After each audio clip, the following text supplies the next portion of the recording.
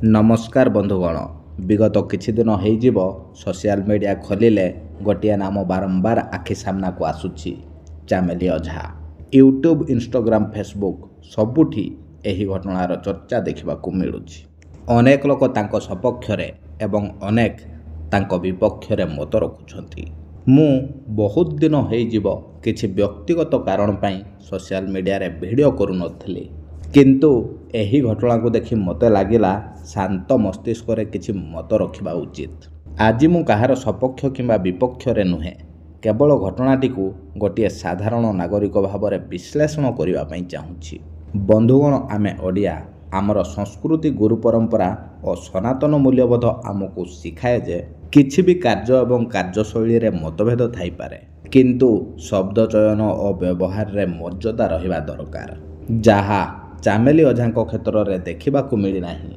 आउ वर्तमान सी ओडिशा रे भाइराल जड़े भाइराल हेले तांको पाखरु खास करी न्यू जेनेरेशन रो पिला माने बहुत किछि अनुसरण करिथांती, हेले चामेलीଙ୍କ पाखरु शब्द चयन मर्यादा रक्षा करबा भली किछि शिक्षा पाइबे नाही न्यू जेनेरेशन पिला माने।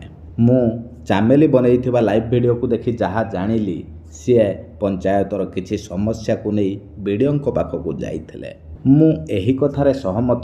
सरपंच भावरे लोकंकर कथा उठेबा तांकर अधिकार, हेले कथा कथारे वीडियो बनैबा मोर राइट्स। मु 10,000 लोकंकर प्रतिनिधि, आउ सरकारी ऑफिसर मानंकु पाठ पढ़ी चाकरी करिचो ना पैसा देई चाकरी करिचो कहिबा अनुचित थिला। चामेली कहउछंती से 10,000 लोकंकर प्रतिनिधि, हेले वीडियो मध्य गोटे पंचायतर नुहे समग्र ब्लॉक रो उन्नयन अधिकारी। गोटे ब्लॉक रे 10 रु 15 पंचायत थिबा बेले वीडियो समस्तंकर कार्य को प्राथमिकता अनुसार करिथांती। चामेली लाइव वीडियो रो भय देखई निज कार्य को प्रथमे करिवारे वीडियो को डर देखौथिले।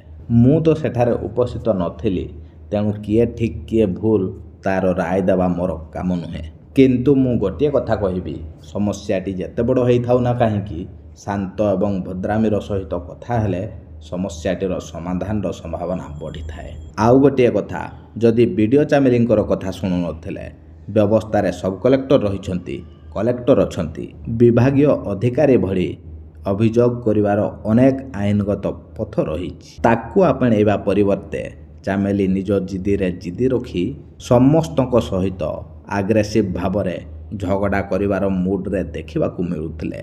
गोटे सरकारी कार्यालय रे परिस्थिति को उत्तेजनापूर्ण करने लाइव वीडियो माध्यम निजर फलोयर मानू उस्कौथिले। आईन श्रृंखलार भंग होगा आशंका करी वीडियो पुलिस को खबर देइथिले। पुलिस को सूचना देवा तो गोटे साधारण प्रशासनिक प्रक्रिया।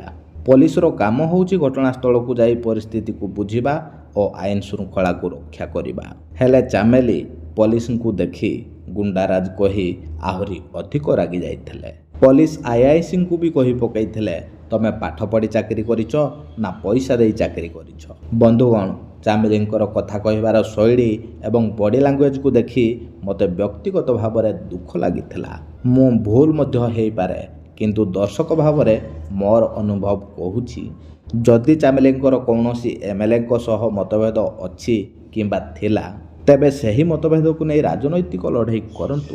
प्रमाण थिले सोशल मीडिया रे जनसाधारण को सामना को आणंतु।